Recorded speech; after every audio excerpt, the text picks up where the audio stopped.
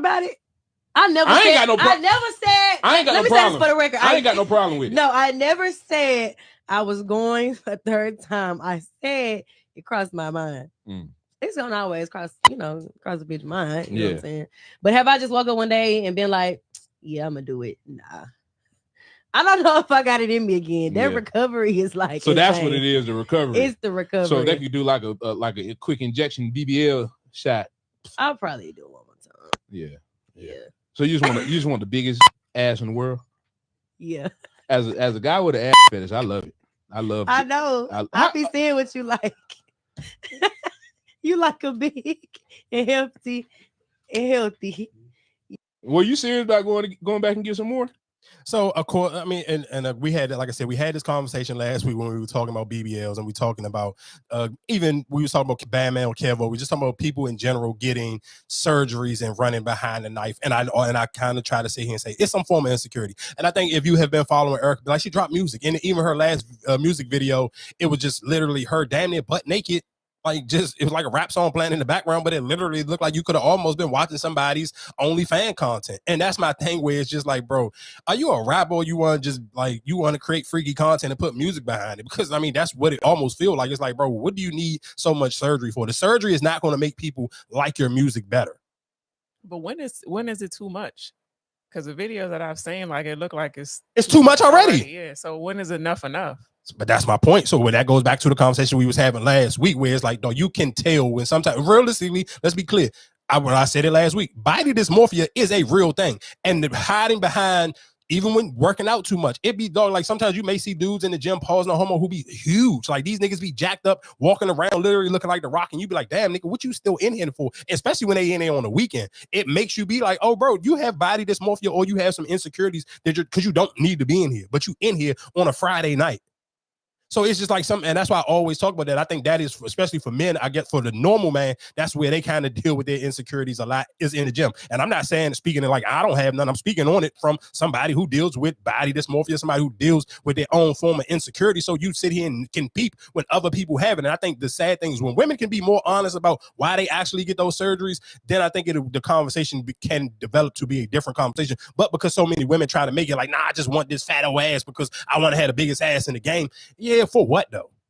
Like, what is it really realistically going to achieve you? Because whatever look you think whatever you think is going to do, it's somebody who's completely 100 times smaller than you achieving the same thing. Because let's be clear, we be super hard on Coily Ray, how people Coily Ray still puts out better music than Erica Banks, and people still respect Coily Ray's, even Lola Brooke. Both of them are, man, those are very small, petite women. Like pocket-sized women, and people respect their music and their artistry 100 times more than Erica Banks with this big stupid butt. It's kind of like, what's the point? But how much do they respect it? Like it's not a Meg, it's not a Cardi, it's not none of that. For which ones? From Lola Brooks and Coily Ray? Yeah. I think they had their moments where they were there. It's just sometimes with music or just with anything, it's just about the consistency thing. If Lola Brooks could have came up with 10 more of the don't play with it, then she would be in the conversations with the Megs and them. But it's just kind of like, you had one song like that, but if we being real about Cardi and Meg and the Glorillas and let's just say those three, to me, those are the top three of consistency. And then probably Lotto, you got like at least 10 of them. Or if not 10, a strong 7. Those girls, like, okay, you had one. Shit, and Coily Ray, you can be honest, she probably had like 3.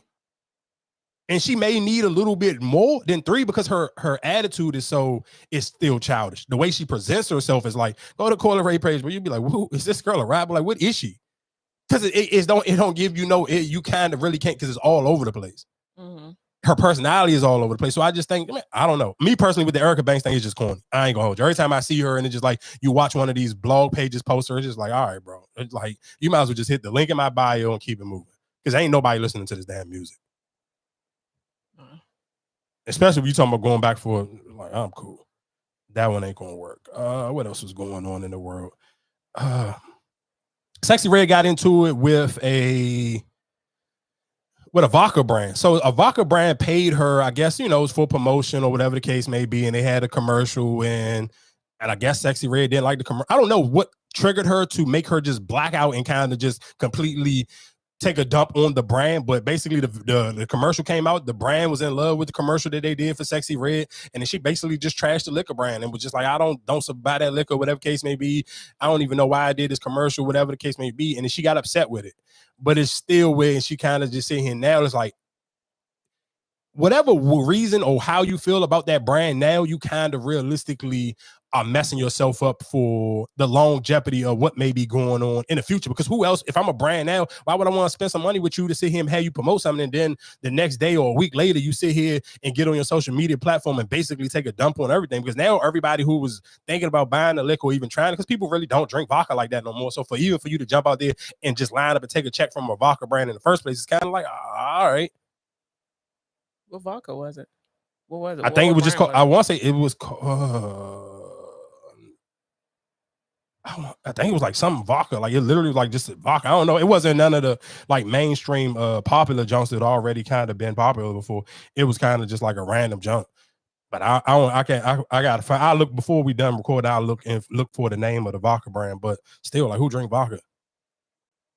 Like when vodka was like a thing at one point in time, but like people still drink it. That's why they got so many of them. People still drink it.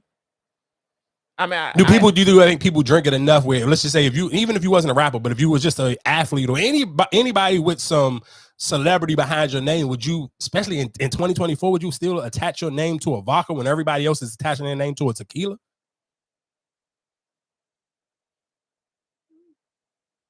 I guess.